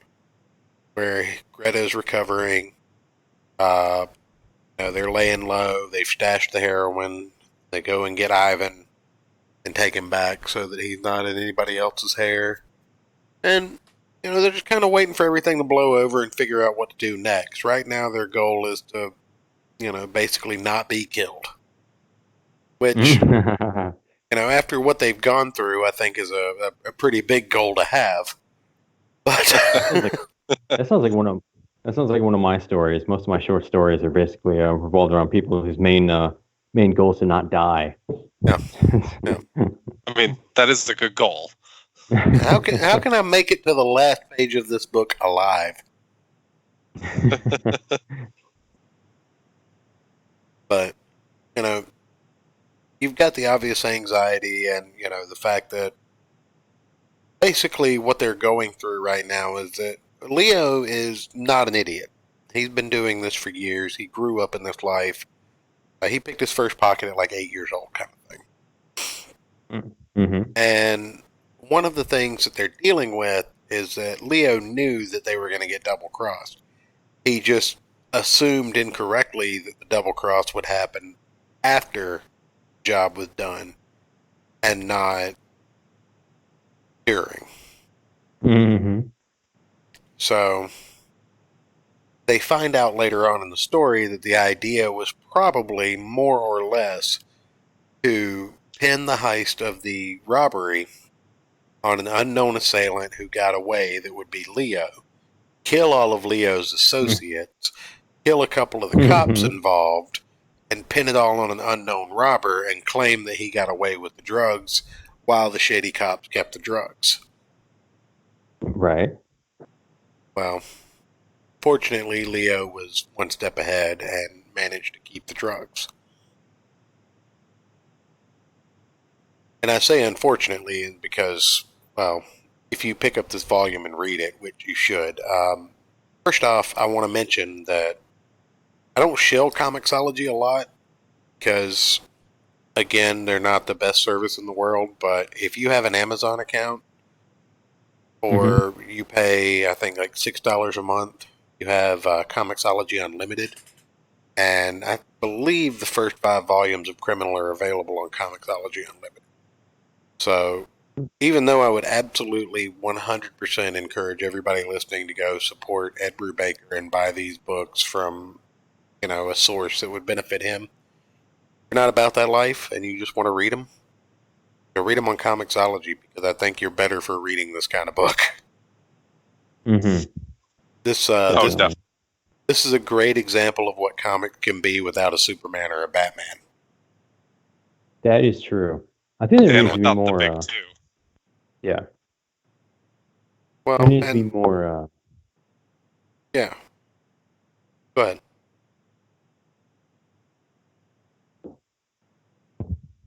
Maskus, are you there? Yeah. Yeah. Oh, you were saying something. Go ahead. Well, I was trying to say, I think there needs to be more, more promotion given to like non-superhero comics because people. I mean, that's the thing that sells the most, but I think there needs to be more attention given to non-superhero comics in general because I think that would also be a lure to bring more people in if the big two especially would promote and create non-superhero stuff and actually put actual good creators and good writers, good artists and promotion behind that. Yeah, not She Who Will Not Be Named. Yeah, but they give lip service to that with like Vertigo and stuff like that, but not anymore. Vertigo's done. Oh yeah, true. But I mean, that was for a long time. That was like the thing. You say, oh yeah, well, this is our non-superhero stuff. Yeah, well, some of it kind of sucked. Especially the early stuff was really bad. Oh, well, basically everything they put out under the Young Animals imprint was bad. Mm-hmm. Oh yeah. Oh, definitely. No, so 4 issues in, we've already hit the first climax of the story, which is not the main climax of the story by any means. That comes at the end of issue 6.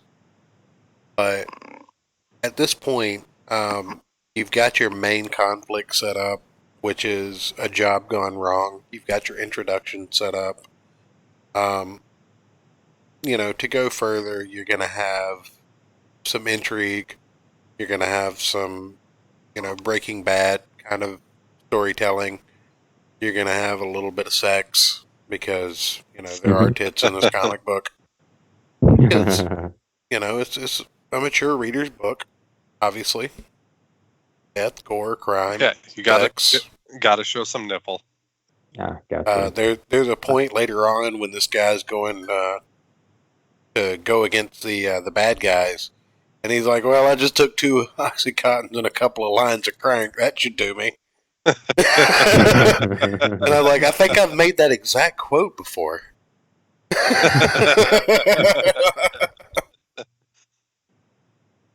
But in all seriousness, just at this point, just slightly past the halfway point, we established that the story is, it's hooking, it's intriguing from the very beginning, from the opening page. You're interested in this character, and the more and more it goes, the deeper those hooks get into you. I was talking to Ayrton last night about it because I was making sure that he had the first volume. And I explained to him that it was on Comixology, and he was like, "Oh." And then he told me today that he's glad he had the first volume and the next 4 because he couldn't put the first volume down when he read it. You know what I mean? Right. Yeah. So. Yeah, definitely one of the probably I'd say in the top 5 of big long running stories that we've touched on, at least in recent memory. Yeah, but I mean, I don't know, after a while the shows start to blend together. Yeah, well, you get fired every episode, that happens. But there's a reason that, when you first told me, "Oh, I've read a lot of Wolverine and some X-Men and stuff like that, and I like a lot of Green Lantern stuff," I was like, "Oh, okay, so I'm basically got a blank canvas here to introduce things like Chew and the adolescent radioactive black belt hamsters onto, and you might actually like some of this stuff because you haven't been tainted." Pretty great. Yeah, and if we've learned anything, the more ridiculous, the better when it comes to my taste. But I do enjoy these serious stories as well. Well, yeah, and that's something that I kind of wanted to bring to the mainstay. Like, we've talked about something like Chew, and Chew is a crime book. Are you familiar with Chew, Damascus? I am. I've read it. Yes. What'd you think of it? I thought it was great. I thought it was a weird concept, but it works. Like he eats then anything but beets. Yeah, he eats anything and gets the memories of it. He can see it. So yeah, right. Except beets. Beets are the only things that. Yeah, that's right. Remember there's like the running gag with like chickens in there. I remember that, something like that. Yeah. Well, yeah, poultry is banned by the FDA because of bird flu epidemic.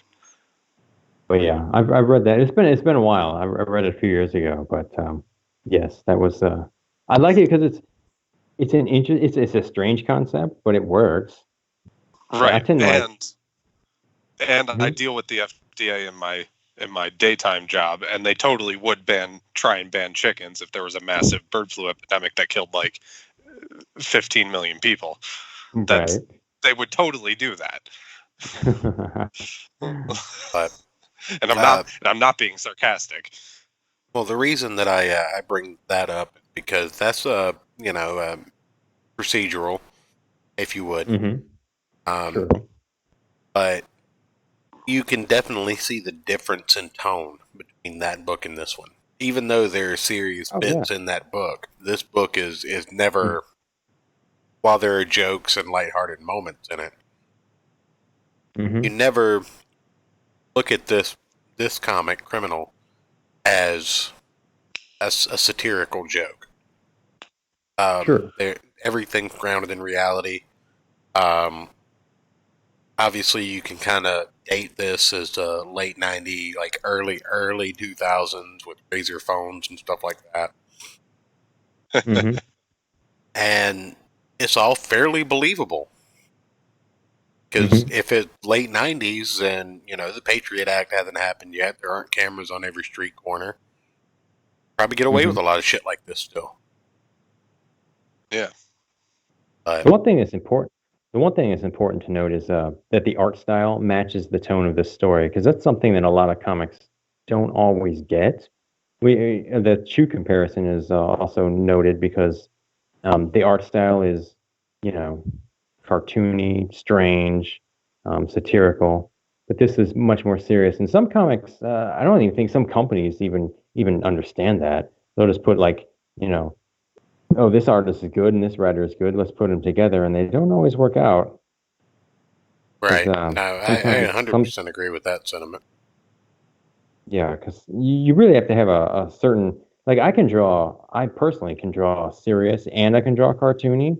Um, but you wouldn't want like something really, really dark and sinister and serious to be done in a cartoony style. But some comics, some guys, some companies, they don't do that. The big two do that sometimes. They'll just say, "Hey, I, this guy's I hot, and this guy's hot. Let's put them together."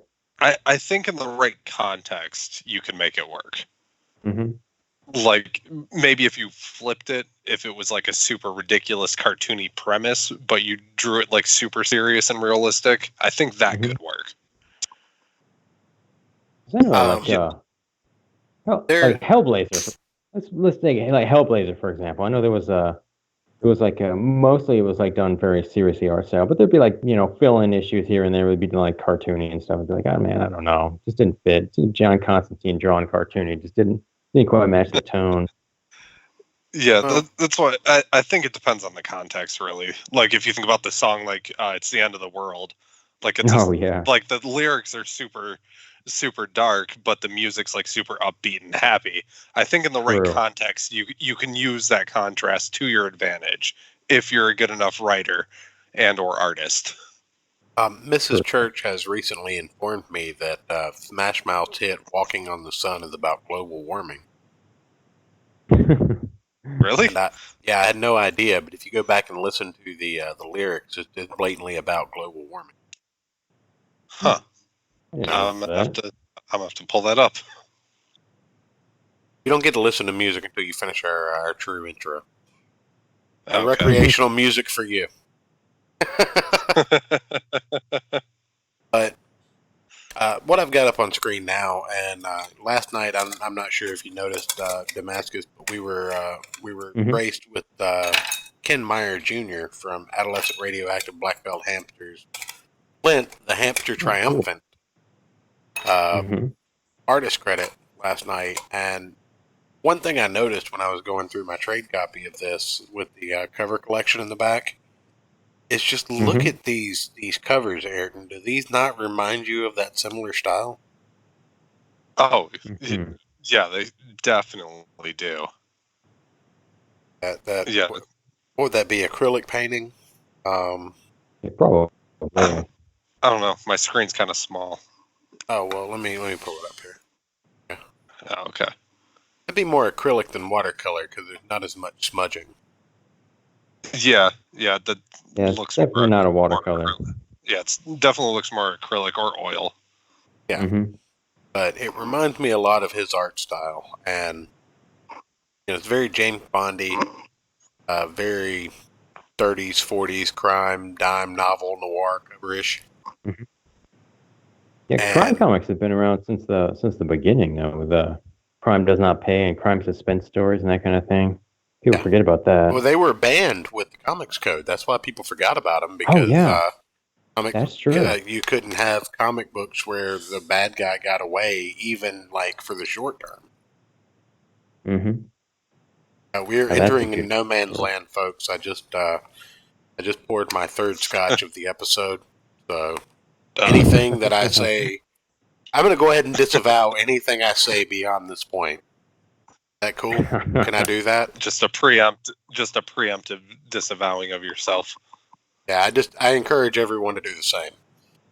But yes, I just poured my my third scotch of the episode. So Now, can I disavow being fired? no, Is that possible? no, I'll fire you for that. Oh, damn it! Now that's a beautiful cover right there.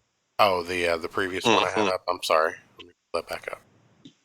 And let's just go back, and I can't pull it back up easily right now, but just the page work and the coloring and the palette choices, with a very gradual tonal shift throughout the entire book.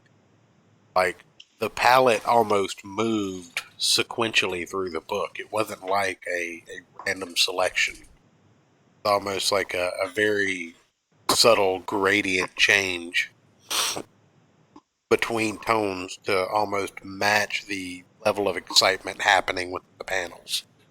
Because a lot of the quote-unquote slower panels were a lot more gray and muted, where you had more bright lights and splashes of blood and things like that during the excitement panels to pull off that heavy contrast and draw your attention to certain places, where in others it encouraged you to read top, bottom, left, or right without that distracting imagery. I think that's very well executed and very well styled.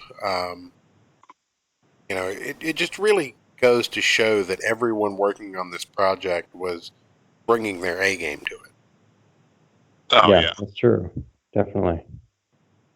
And move on to the next one there. This almost reminiscent of Walking Dead to me. This could very easily be a Frank Grimes and Laurie cover of a Walking Dead episode, but if you saw the exchange with this one, then you would understand it a little more. But I remember when I mentioned sex earlier. Well, Greta and Leo totally happened. There were some definite drawn boobies in the comic book that I couldn't show on screen. Yeah, I love the minimalism of this cover. Yeah, I love the clouds. Yeah.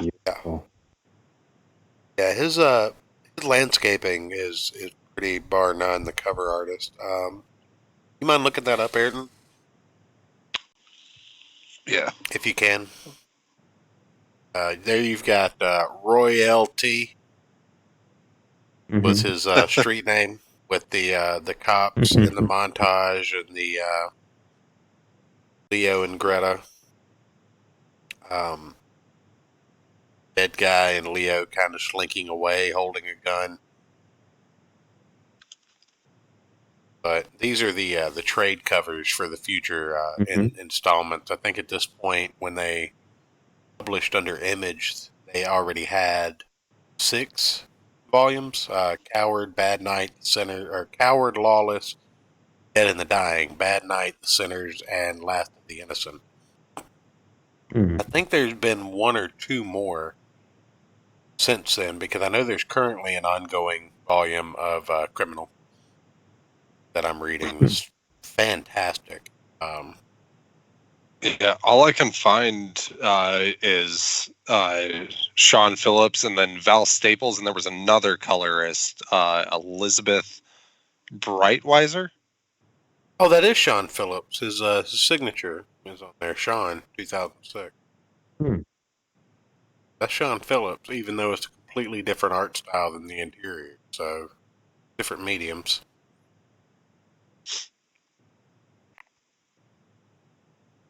But yeah, I can do that. I can do that. I do that sometimes with different art mediums too. Pretty hard trick to pull off, but yeah, well, they're doing it very, very well. Yeah, I love the like pinkish red and blue color motif in all of these. right. Well, they were all wraparound covers as well. That was something that they did for those, were wraparound covers, and that's what made some of the individual issues more special. I personally like the color schemes and the layouts of the trades, because they look really good on my shelf. And Mhm. one thing that a lot of people do with comic books is they'll layer the front-facing cover of certain books in front Mhm. of the spines if they have a lot of trade paperbacks. I like to do it with the Walking Deads that I have that link together. Yeah. I know what you're But, talking about. right.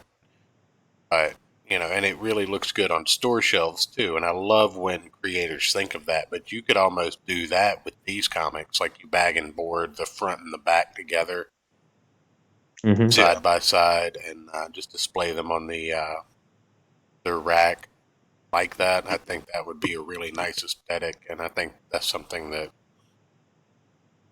I don't know. It's just the ramblings at this point, but I would buy. I would be more Ray willing to buy Scott something. rambling. Yeah, I would be more willing to buy something that looked that good in a single issue format than a trade. Yeah. Yeah, But because you got the cover. The cover Yeah. is always that's the most important selling point right there. Because I mean, how many And- comics have you bought just by going, "Damn, that cover is awesome. I gotta have it." oh Oh, yeah, And it's like, I Yeah. mean, yeah. seriously. This isn't even something I want to read. I just want to hang it on my wall. Yeah, no shit. I mean, how many times have we all done that and just go, "Oh, I gotta have that." Oh, Right, and yeah. and then you look back I like mean, 8 years in the that's future, and it's saying- in a long box in your closet, and you're like, God, I wish I hadn't Yeah. wasted that $5 on a piece of crap comic because you finally read it. Yeah, I'll have to say that saying, "Don't judge a book by its cover," a little bit of bullshit, at least in the Well, comic yeah. industry. True. Right, but the artist is just as much a creator on a comic book as it is, the writer. With the exception of a novel, like most of the work goes into the interior words. The cover artist is really just commissioned to try and draw in people that don't care about what's inside. Right. I try to do. I take a very because I draw comic style. I when I do Dead Man's Tomb covers, I try to do. I try to almost tell a story with the covers. Like draw people into it. But there's usually some kind of action going on. This like I did monsters versus Nazis, so there was like these literally monsters and fighting Nazis on the cover, and you look at it and it's all like there's like this big not there's like this guy in the back like in the foreground, he's like pointing to him like, come on, let's go. And let me see, I did one.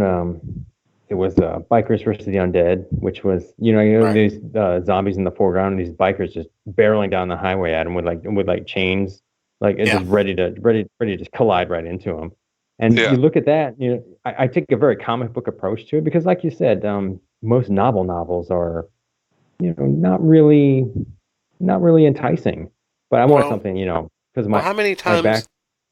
times have you been at like Books a Million or Barnes and Noble, and you're looking at the new releases or the featured table? Because you know what I'm talking about. All bookstores have Oh, that yeah. table of Yeah. stuff they're trying to Yeah. push because they overordered Yeah. it like dumbasses. Yeah. And it's not moving off the Absolutely. shelves like the New York Times said it would. Right. You know, I'm with you're- her. you're looking at these books, and you have the book of, my story of surviving veganism, and there's a solid white cover with a blood red feather on it. Like, what? Yeah. And I think Yeah. that's where the idea of not judging a book by its cover comes in because, a lot of these authors, they're not graphical designers, they're not artists in the traditional sense of drawn medium, they're artists in the sense of the written medium. They're not necessarily sure what's going to appeal to a widespread audience. They're not, well versed in how to capture an audience's imagination with its minimalistic possibilities. Mhm. They're the guy that went to a local college of mine, and his portfolio was nothing but minimalist movie covers, like Iron Man. Like he did the full Avengers like solo movies or whatever, where he did the character with their hero's quest shown in two images. Mhm. Like, you had, Okay. Yeah, you have like puny Steve Rogers and then buff Captain America superimposed on one another in silhouette. Mm-hmm. And it's a one color cover. It's a silhouette image superimposed on another silhouette image with detailings of like the Captain America shield. Mm-hmm. But it's very minimalist. One color, no shading, no halftones, just line work. Mm-hmm. But it completely conveys to someone familiar with the material the entire story of the character's like hero's quest. Right. And these are all valid portfolio pieces for this guy. Mm-hmm. The same thing with the Harry Potter movies. He did the same thing where he used the elements of the story and main protagonist and antagonist as the background in solid color, with the main story points like superimposed in the foreground in negative space. Mm-hmm. Yeah, that sounds pretty cool. And that's what this guy does.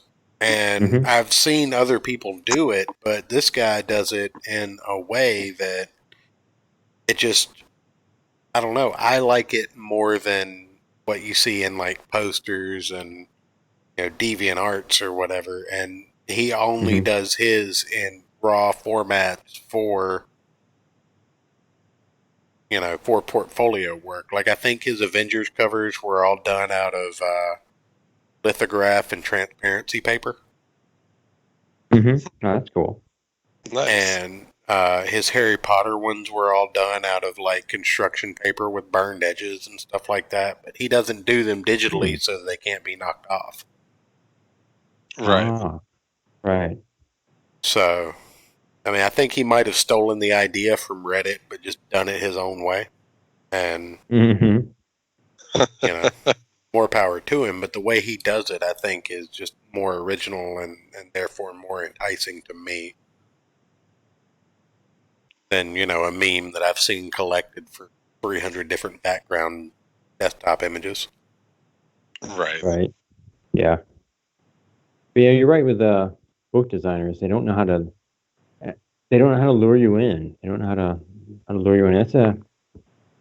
And I think even some comics, especially in the past decade or so, haven't really learned that. I remember back in the old days when they had like remember back in the old. I've got an example I can pull up. Go ahead and keep talking. What I was gonna say, back in the old days, they'd have like the what's gonna happen to Batman when the blade comes at him or something like that. They'll have like the word balloon on there, and they'll have the like what's gonna happen, Mhm.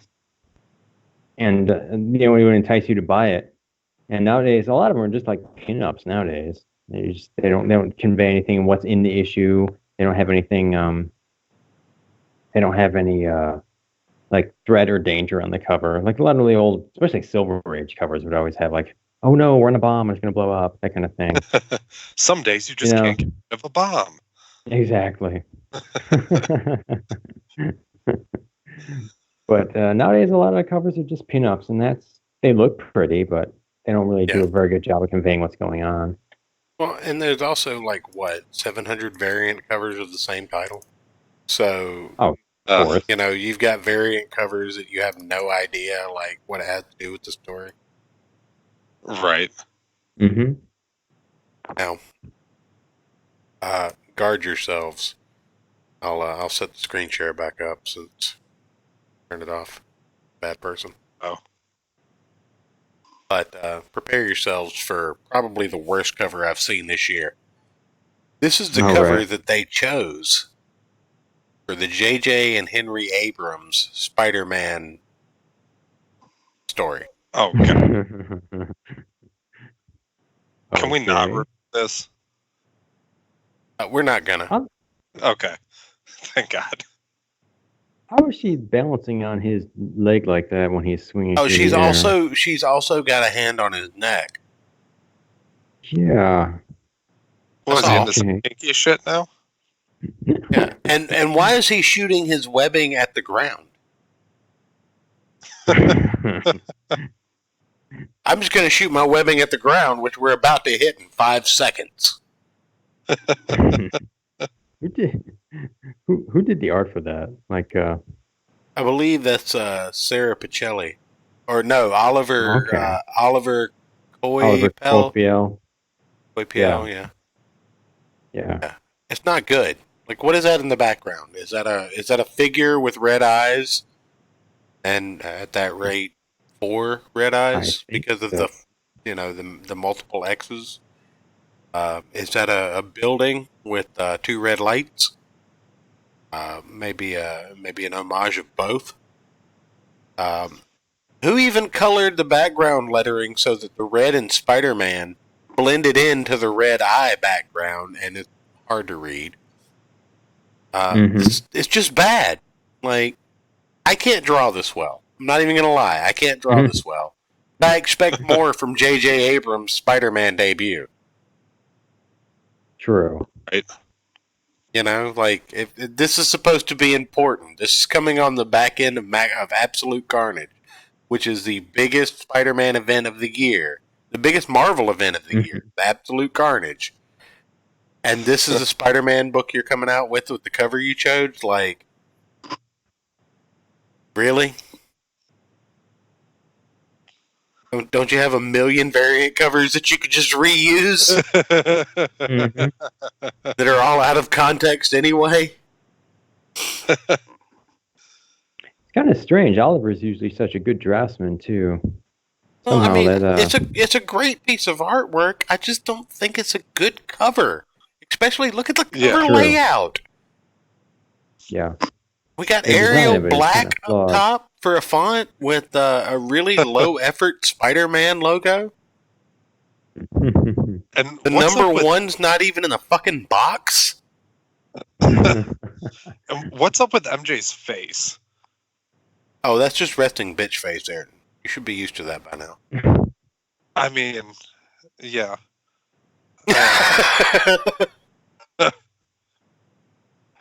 I don't know.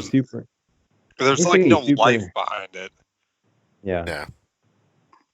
Well, no shade to the artist.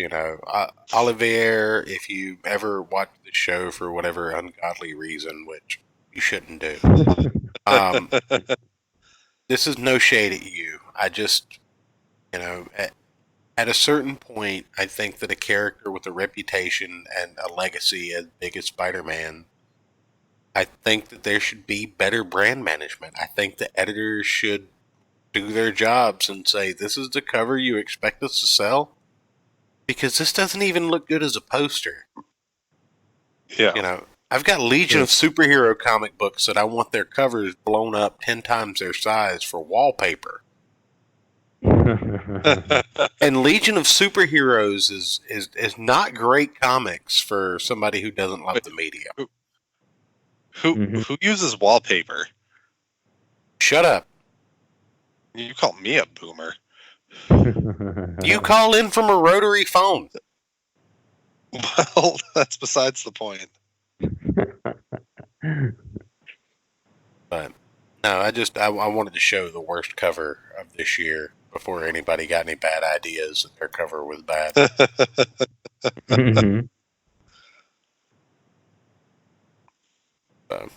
But yeah, that's what I had for our first installment of Ed Brubaker. If you guys have any final notes or anything you want to plug or talk about or bring up, whatever, feel free to. Yeah, I'll plug. I should be getting done with the Satan is Your Friend cover this week for Dead Man's Tome, and that should be released probably very shortly thereafter. I've got a short story in that book called A Night at Satan's Palace, and you would love this story. It's about these two old guys. Okay, it's about these two old guys, and they run an RV and they're in Vegas, and they stop by a strip club called Satan's Palace. Are their names Bjorn and Only Use Me Blade? No. Oh, okay. Not those two guys in an RV. No. Okay. But anyway, so they go in there and topical YouTube stuff.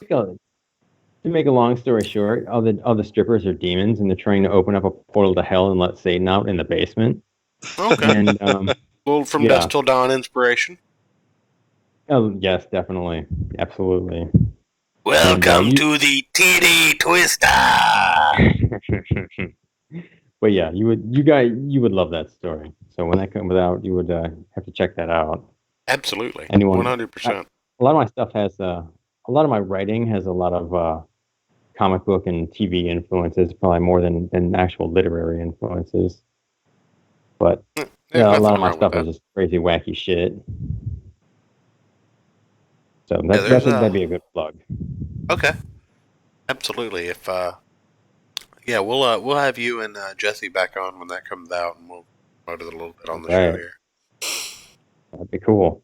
Yeah, you'll be seeing the cover all over Twitter too whenever I get it done. Okay, for me, I'm gonna say everybody go buy Grom, Galactic Rodents of Mayhem on Indiegogo. I've said it before. I'm gonna say it again. The world's largest rodent needs your help. We're gonna say it till the book's funded. Till the book's funded, and we have the book reviewing it on the show, and then we're going to be telling you to fund Volume 2. Exactly. And convince Gilbert to get action figures made of the Sniper Vipers. Well, I actually want the Capybara action figures. Well, but a Sniper Viper action figure, come on. Well, I'm not even going to lie. I want the team and the ship. I want the ship to open up like the old Star Wars Millennium Falcon to put figures inside of. Oh, definitely. With a like ceiling hanger mount, so you can easily attach it to the ceiling. I would totally get that. Absolutely. I'm already married. I don't have to worry about like women who don't know me coming over. Yeah, you know, I mean, having to explain the fact that I have an overgrown rodent, 3 children, and a spaceship attached to my ceiling. Comic books all over my walls. It is a great feeling to not have to explain that to miscellaneous women. Right. My final thought is I am disappointed about one thing in Criminal. What's that? We didn't get any goddamn dynamite in this. Wait till the next couple of volumes. Okay. I'm pretty sure explosives do come into it. But is it dynamite? Well, has to be dynamite. You can't have a dynamite fetish. This isn't the goddamn 40s. Dynamite works on radio. It doesn't work in comics. It works in fishing and radio. You know, just to show you. All right, Damascus, we're going to write a story about a sentient stick of dynamite that has to save the world. A sentient? I think that'll work. Yeah. He's going to be thwarted by Batman throwing him into a lake. What am I going to do with this bomb? No. Batman will have his bomb. He'll have his dynamite repellent spray. Right. Bad dynamite repellent. Yeah. Yeah. Let's pull it off in the utility belt. No, don't worry, I got it covered. That's correct. Anyway, ladies and gentlemen, this is completely off the rails. I appreciate you guys for being here. Thanks everybody for showing up in the chat. I appreciate you having me on. Oh, anytime, man. You just let me know when you're free, and we'll have you back. It's a blast, man. It's always good to have another person who knows like something beyond Captain Marvel #1. And this is no offense to Ayrton, but the fact that, like I said, that you know more lore back in the later days, it's just always fun to have somebody to bounce that kind of stuff off of. It takes me down different avenues that I wouldn't think about, especially when I'm trying to focus on a singular creator. But anyway, definitely thank both of you guys for coming on. Thank everybody in chat. Like, subscribe, all that nonsense, and see you guys tomorrow night. Are we doing radio tomorrow night, Ayrton? Do we put up a poll? We didn't about put a week up a poll, but we should be on radio. Oh, yeah, we should put up a poll and do radio tomorrow. Yeah. We didn't do one last week. I think there may be some, maybe some withdrawals. I think they would be. All right. Well, we will do that. But again, thank you everybody, and we will see you guys tomorrow. All right. Yeah. Good night, everybody. Bye.